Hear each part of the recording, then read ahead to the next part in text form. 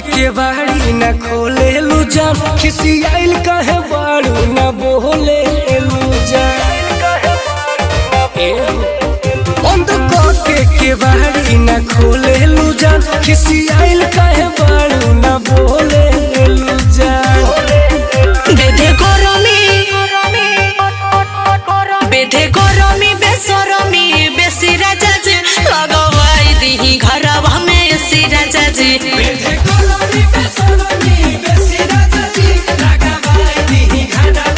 तू तो सूती चल हमारे पौआ देसी राजा जी लगवाई दीही घरवा में एसी राजा जी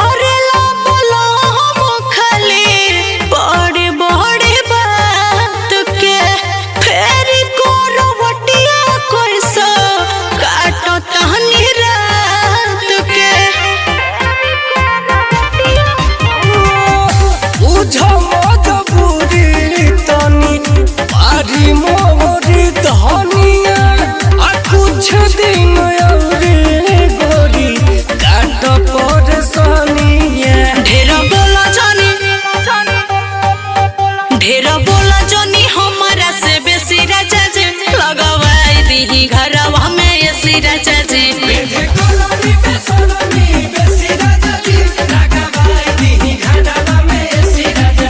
तू तो सूती चल हमारी पौआ देसी राजा जी लगवाई दीही घरवा में एसी राजा जी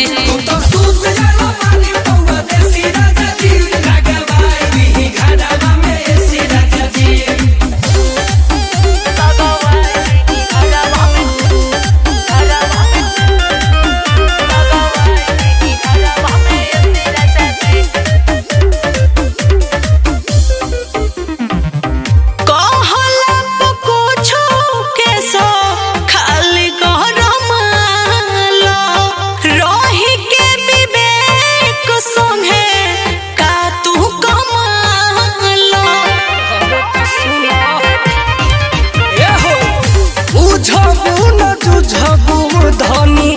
खाली जान जइबू जहिया दोगो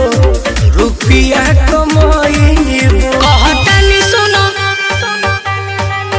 कहतानी सुनो नया जनी पेशी राजा जी लगवाई दीही घरवा में एसी राजा जी।